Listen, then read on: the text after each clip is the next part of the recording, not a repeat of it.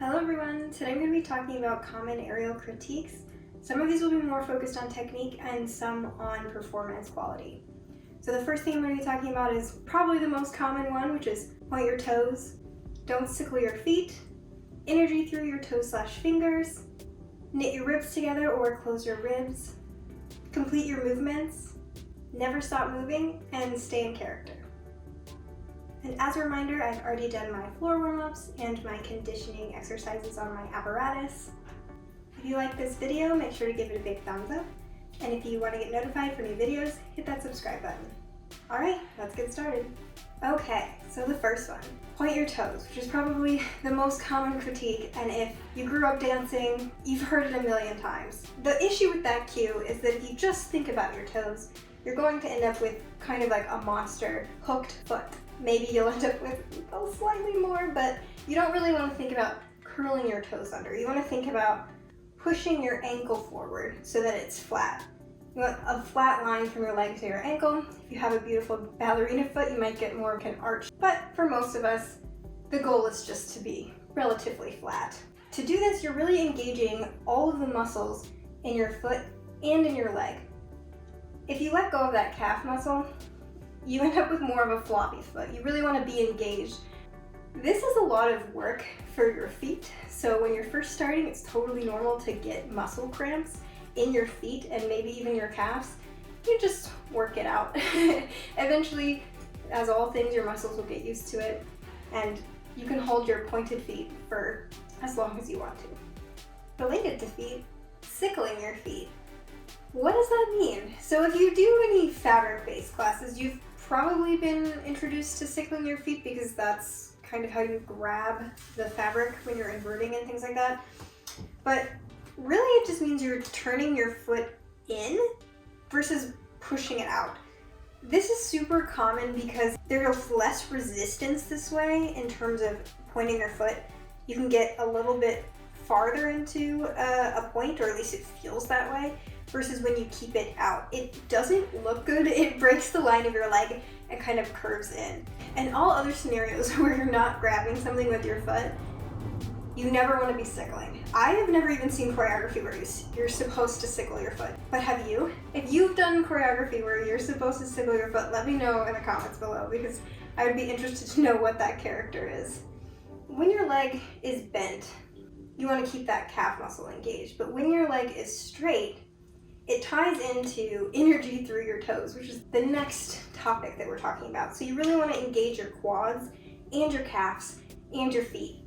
Energy all the way from the top of your leg to the bottom. This makes your lines really pretty. If you've ever seen photos of yourself or videos of yourself and you have a micro bend in your knee, or maybe your foot is just hanging out, it's because you're not engaging those muscles. So you really just got to think all muscles on all the time.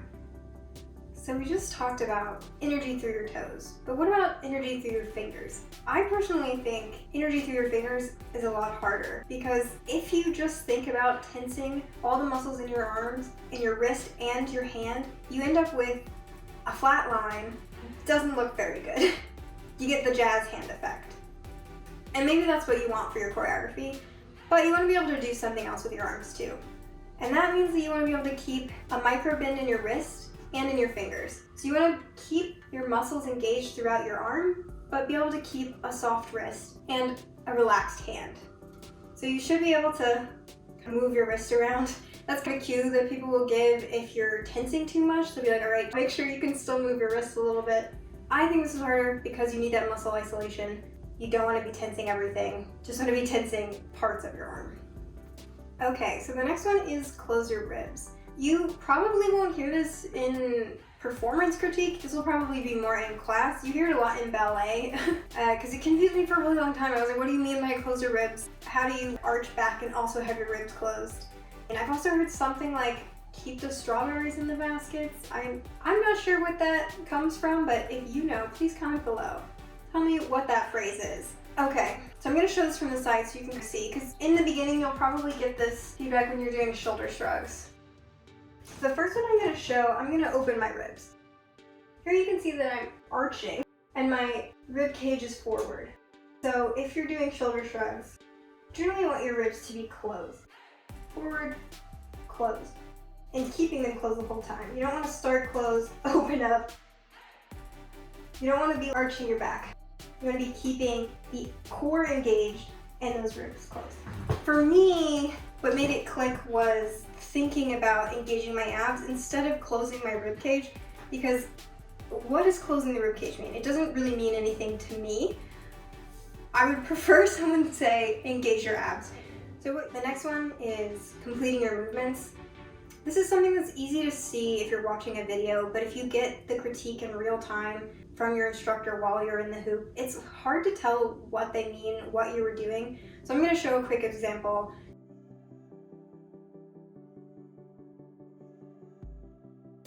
All right, I'm going to do it one more time, so I'm going to complete the movement.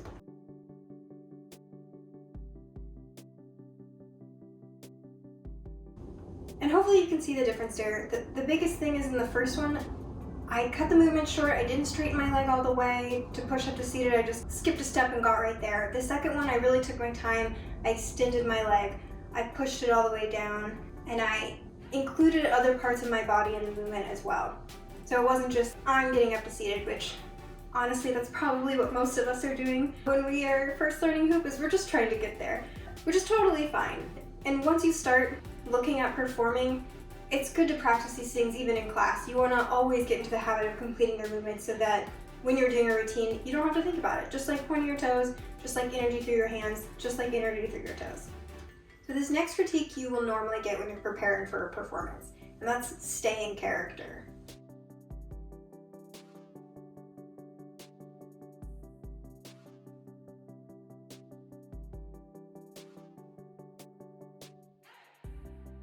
And that one you could tell that when I wasn't holding a pose, I just let go of everything. I didn't care what my lines looked like. I didn't care about my feet.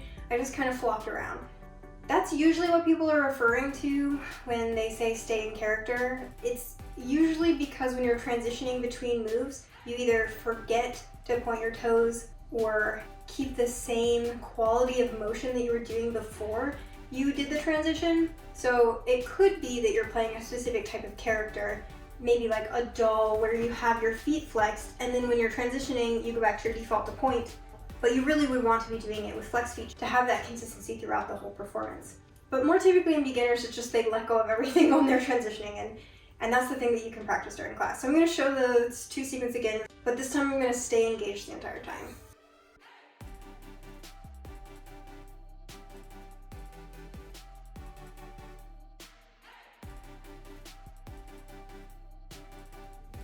Okay, so the last critique I'm going to talk about today is always be moving.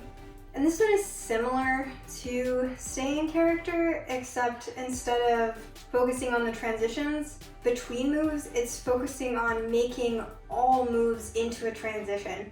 So essentially you never want to just hold a pose.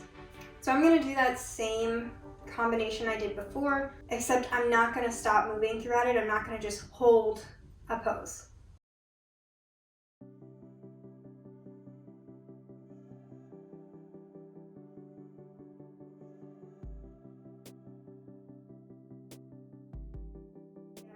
See if any of these critiques apply to you. And if there are other critiques that don't make sense, let me know what they are in the comments below. What is the strangest thing you've heard? Thanks for watching.